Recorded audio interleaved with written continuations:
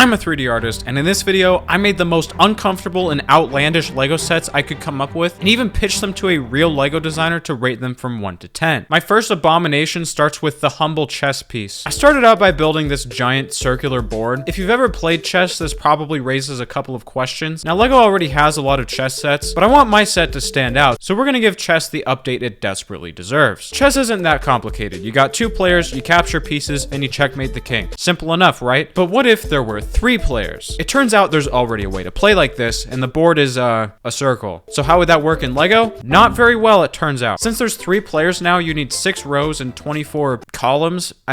What do you even call these? Thankfully, LEGO has these hinges, so we can do exactly that. The only problem is now we have this massive hole right in the middle, and LEGO doesn't exactly have a, 20 stud round tile. I ended up using these angular pieces to fill out the interior and slap this big old disc right in the middle. Thankfully for us, that's actually how it's supposed to look, so the rest should be pretty easy. For the spaces themselves, I'm using a bunch of different brown tile pieces surrounded by a golden border. Unfortunately, these gaps are bigger than my upload schedule, so I didn't really have any choice but to step ladder them like this, which is really awful, but it's not that bad. If you squint from like 10 feet away with your eyes closed, you can barely tell the difference. I ended up switching to the black and white color scheme. I don't know, something about the high contrast, closed a few more gaps, made the border a bit more fancy. I also gave it some rubber legs by putting these tire pieces on studs, and with that, the board is pretty much done. All we need now are these separators called moats, and this is where things get kind of weird. The best part of any chess set is building the same pawn 16 different times, and for my set, we get to crank that to 24. For my pawn, I started with this 2x2 round piece to make sure they actually fit on the board. Especially towards the middle, the spaces are really dense, and they can fit, just not easily. I went with this basic 4-piece build. It gets the job done, and you can fit one on every space, no problem. Well, slight problem. Since there's 3 players now, you also need 3 colors. The original went with gray, so I'll probably stick with that, but there's nothing stopping us from picking anything on this list. Just like in normal chess, pawns go on the second row from the back, and you put each team between these moats. They still move forward 1 square at a time, just like normal, but if you get to the middle, you basically just teleport to the other side and keep going. Oh, but what if...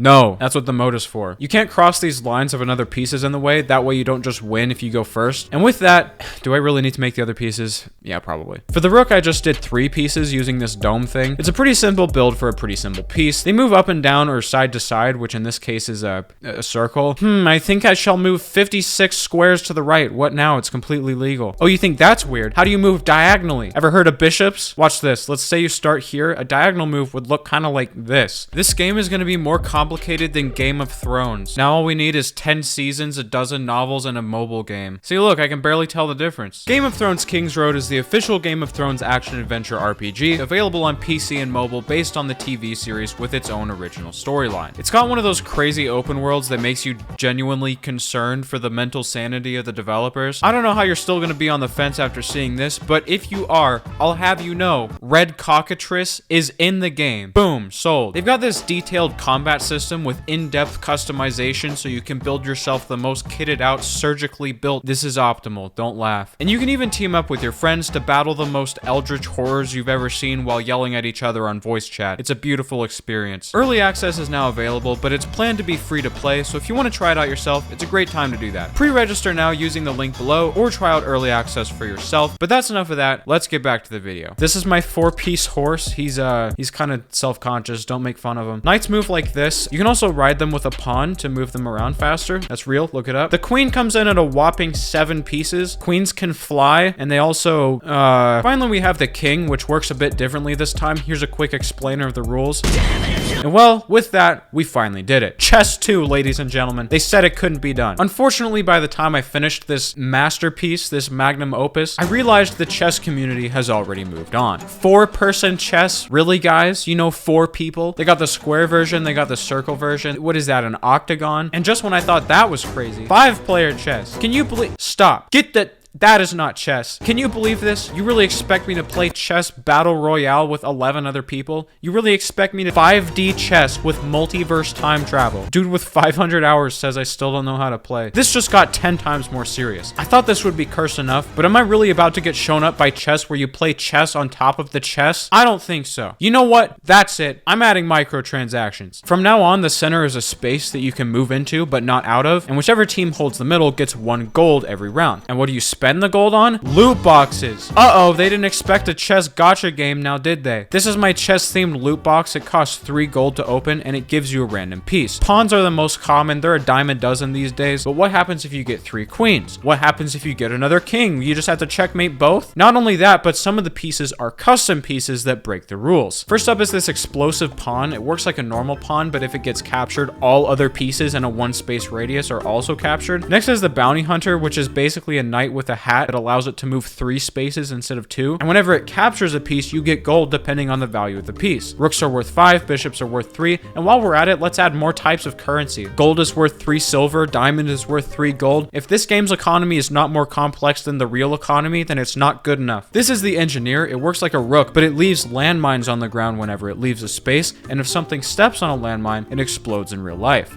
Wait, no. And that's how you turn chess into an unbalanced, unplayable, undefeated masterpiece. The final set comes out to 920 pieces minus all this stuff, coming out at around $75 US. As cursed as it is, I probably would buy it, and I'm not prepared to justify that decision whatsoever. Unfortunately, I got a bit carried away with this one, so if I'm going to impress the LEGO designer, what I make next has a high bar to clear. And thankfully, I've got just the thing. This is the brick separator. It comes with most LEGO sets these days, and it makes it easier to take things apart. Or at least that's what they want you to think. In reality, there's a lot of pieces that are impossible to take apart without your hands looking like you just did a shift in the coal mines, and that's why this whole thing needs an upgrade. I started by expanding out the shape and making it out of metal. This already improves the functionality since you can use it like a Lego chisel now, but the other reason is way more important. Expanding the shape like this leaves this massive pocket down the middle. You guys thinking what I'm thinking? I highly doubt it. This is a Swiss Army knife. It's like 10 tools packed in one, and depending on how big the tools are, we could probably fit like 6 of them in here. They could rotate like this so you can use them more easily, and the separator itself even rotates in half like this so you can replace them later. That way we can sell every individual accessory and make $10 million. The basic brick separator is okay, but there's a lot of places where it just doesn't work. This axle on top, for example, is great for easy baby stuff like this, but what happens when you run into a situation where it doesn't work? You gotta pull one of these bad boys out? Don't make me laugh. So for my separator, the first tool will be this metal poker that you can use to remove pieces from farther away, and this is already so much better than the alternative, but there's still situations where it won't work. I recently took apart this Millennium Falcon set, and it was not pretty. They built this thing like people are going to be dropping it off of a building, and there's a ton of stuff like this. Now, I happen to have hands reminiscent of a hydraulic press, but for the rest of you, once this is built, it's not coming apart. So if we add 2 pokers spaced apart by 1 stud, you can now...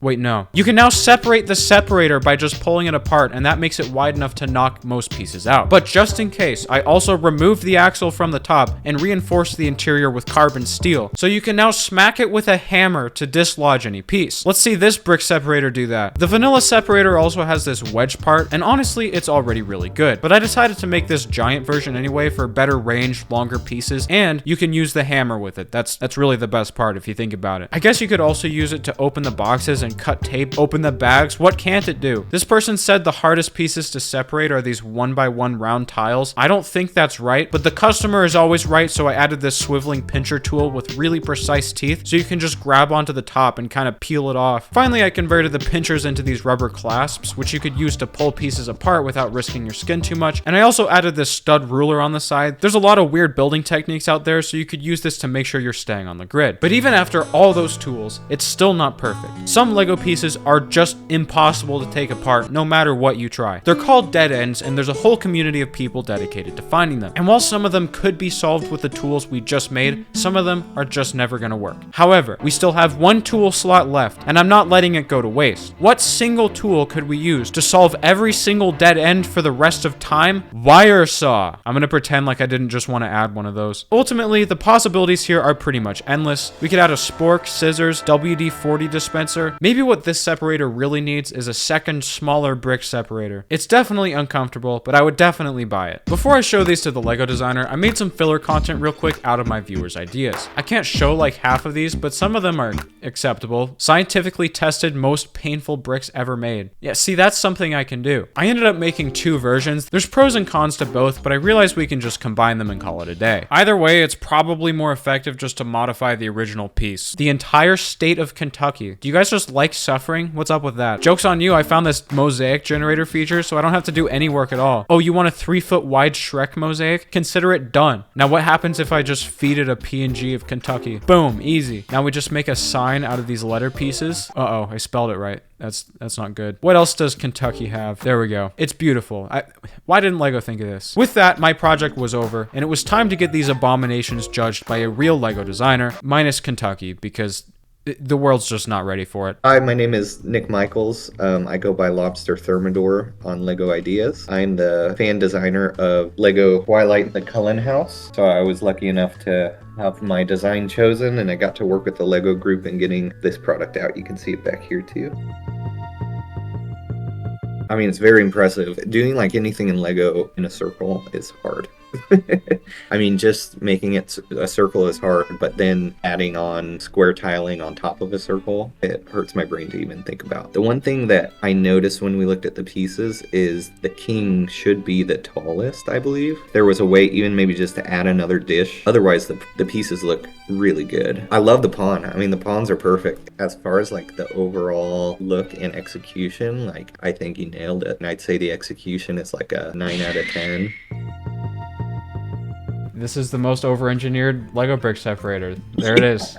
Yes. I love it. I mean, it's very impressive. My immediate thought and concern is all the metal, or even just putting rubber tips on the metal. So I do like the long wedge, kind of like screwdriver. I can't imagine how long did it take you to make this? I'm not gonna lie, bro, this took me like a day. It's really intuitive to think of the problems to have to solve and then come up with the solution. You put some hard plastic tips on the end, then solved. We gotta give a shout out MVP to that hammer. Just overall score, I'm gonna give this one I'm gonna give it 2 scores. I'm gonna give it a 10 for creativity and a 5 for practicality. With that, I successfully impressed the Lego designer, but this isn't over until it's 10s every Okay, maybe not every single time.